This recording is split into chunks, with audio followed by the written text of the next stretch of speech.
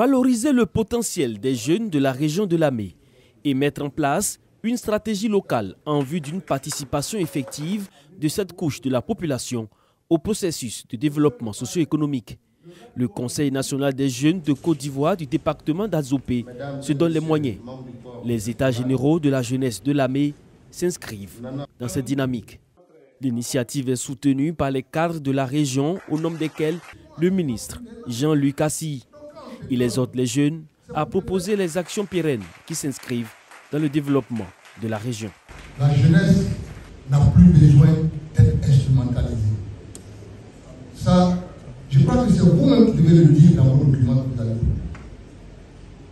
faire. Et il faut que vous le fassiez de façon responsable.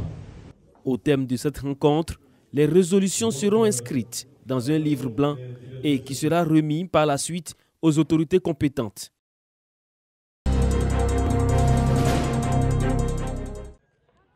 À Sanvoué-Blekourou, village du département du Sakassou, les principales sources d'approvisionnement des ménages en eau sont ces marigots. Ici, peu importe la qualité du liquide précieux. Affaire de l'eau là, c'est grave même sur nous. On ne gagne pas l'eau. On se promène dans la brousse pour chercher l'eau. On creuse ici, ça ne vient pas. On creuse ici, ça ne vient pas. Donc aujourd'hui, Dieu nous a fait grâce. On a eu l'eau. Ces situations vécues par les populations de ce village viennent de trouver une solution définitive. Aswanoué-Blekourou a désormais une pompe hydraulique villageoise améliorée. L'infrastructure hydraulique est l'œuvre d'une société. L'ouvrage est officiellement mis en service par les autorités locales. Occasion pour les populations de traduire les gratitudes aux donateurs. Celui qui donne l'eau donne la vie. Parce que l'eau, c'est la vie. Alors, le problème est réglé définitivement dans ce village, le problème d'eau. Et là, nous ne faisons que rendre gloire à Dieu. Pour le donateur, l'eau, c'est la vie. Donc, offrir de l'eau à son prochain, c'est faire œuvre utile. Lilian Simon invite les populations à prendre soin de l'infrastructure. J'espère que cette nouvelle installation vous permettra de vivre dans de meilleures conditions, certainement plus faciles, et vous puissiez en profiter pour de nombreuses années à venir. Prenez-en bien soin, car cette installation est maintenant la vôtre. Et comme votre représentant l'a si bien fait remarquer, l'eau, c'est la vie. Et il faut la protéger et l'utiliser avec parcimonie. Le sous-préfet de Sakassou et les présidents de mutuelles des villages de la tribu Assanvoué ont sollicité le soutien de ces structures pour des projets similaires dans la localité. Cette pompe hydraulique villageoise améliorée vient soulager 1000 personnes du village d'Assanvoué-Blekourou.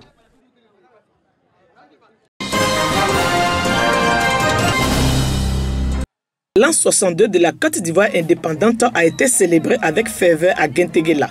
C'est Adama Savadogo, sous-préfet de Touba, qui s'est adressé aux populations. Il a rendu hommage au président Alassane Ouattara pour le leadership avec lequel il conduit le navire ivoire depuis de nombreuses années.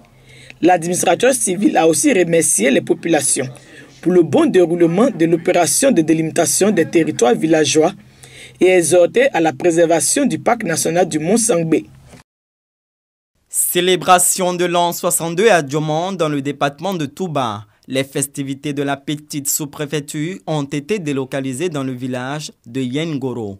Le sous-préfet de Diomant, Dakori Dago, Alexandre, a saisi l'occasion pour expliquer le discours à la nation du chef de l'État à ses administrés, avant de se féliciter de la franche collaboration entre les forces de l'ordre et les populations pour répondre aux défis sécuritaires du pays. Bureau aux couleurs nationales, les autorités locales et les populations du département ont célébré également le 62e anniversaire de l'indépendance de la Côte d'Ivoire. Salut au drapeau, revue des troupes par le préfet du département, Bouaki Kwame. Dans son adresse, il a exhorté les populations à préserver le climat de paix et œuvrer au développement de la localité.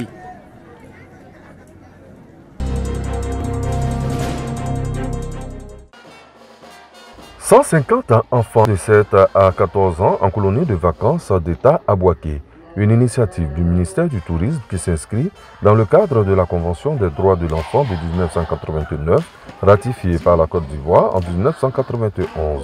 Cette convention stipule que tous les enfants ont le droit de jouer, d'avoir des loisirs, des activités sportives, culturelles et artistiques pour développer leur talent et apprendre les valeurs liées à la vie en société. Pour la première édition de la colonie des vacances d'État, la directrice générale des loisirs est à Bouaké pour s'enquérir de la bonne tenue de ce regroupement des tout-petits issus de toutes les régions du pays. Là, je ne suis pas rassurée et on pense que l'année prochaine, on aura plus d'enfants et ainsi de suite. En tout cas, le combat, c'est de ne jamais arrêter la colonie d'État parce qu'on pense que les enfants de Côte d'Ivoire en ont véritablement besoin. En une colonie, on ne retrouve pas forcément ce qu'on a chez soi dans sa famille. On sort de chez soi pour aller vivre d'autres parties, pour aller rencontrer d'autres personnes. C'est ce que nous vivons ici depuis 2 jours. Pour les participants, la colonie de vacances d'État est l'occasion de changer d'air et de vivre des moments de pur plaisir dans un cadre adapté. Nous vous prions de transmettre nos sincères remerciements à notre papa, le ministre Seydou Fofana.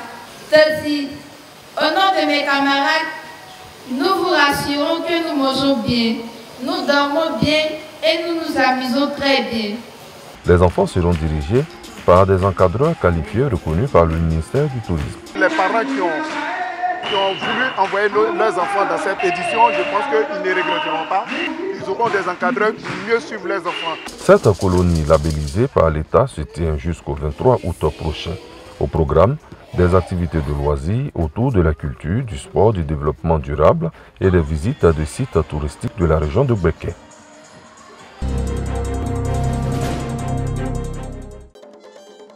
Les initiatives se multiplient en faveur de la promotion de la danse zawili. Une caravane initiée par les cadres sillonne quartiers et villages du département des Zienoula. Au menu de cette caravane, prestations de danse zawili, conférences et causeries débats sur les activités génératrices de revenus, facteur de l'implication des femmes et jeunes dans la valorisation du zawili. Dans les dispositions pratiques et pertinentes de l'UNESCO, il y a des dispositions qu'on doit mettre en place, des activités qu'on doit mener. Et si ces activités ne sont pas menées, au-delà du 15 décembre 2024, il se pourrait que les Zaoulis puissent être retirés de cette liste-là. Nous avons demandé aux autorités décentralisées d'inscrire dans leur programme une ligne budgétaire pour la promotion des Zaoulis. Le Zaouli, dont il est question aujourd'hui, va attirer les touristes. Et cet afflux de touristes permettra aux femmes, à travers leurs activités, de pouvoir avoir de véritables retombées de leurs activités. Zaïsra, un des villages de la commune. Le Zawili en attraction marque le passage de la caravane. Des prestations de danse suivies d'une opération de plantine d'arbres. Nous devons vivre ensemble parce que nous devons voir le développement, nous devons passer à l'amélioration des conditions de vie de nos populations et que la violence ne résout pas le problème. Alors, franchement, nous devons vivre pour une Côte d'Ivoire paisible. Il était question d'arbres qu'on prend pour confectionner les flûtes et les tam-tams qui étaient en train de disparaître. C'est pourquoi nous avons organisé ce matin un planting d'arbres. L'espace que nous venons de choisir, on va venir négocier avec la chefferie traditionnelle de Gaïsra pour le transformer en espace de Zaouli. Les actions de promotion s'étendront aux autres localités de la région de la Maraoué pour la sauvegarde du Zawili, une des valeurs culturelles du peuple Kouro.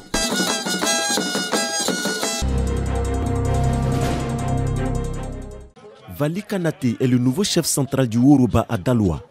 Investi ce jour en présence des élus, cadres et populations, il s'engage à œuvrer pour la consolidation des liens de solidarité et d'union entre les ressortissants du Woroba à Daloa. Je jouerai toujours ma partition avec amour et toute la bonne volonté requise pour relever les défis liés à une telle responsabilité et vous servir dans la transparence et le dévouement. Dans sa mission, le nouveau chef central du Woroba à Daloa pourra compter sur l'appui des élus et cadres, notamment le ministre Bouaké Fofana qui appelle au rassemblement autour du nouveau chef central. Nous avons la chance d'avoir quelqu'un d'expérience que vous avez choisi comme chef. Il a une expérience politique, il a une expérience d'opérateur économique et il est connu de tout le monde à Daloa. Je voudrais vous en féliciter et vous inviter à vous unir autour de lui et à l'aider. Vali Kanaté fut député à Daloa de 1995 à 1999. Il fut également adjoint au maire de 1990 à 1995.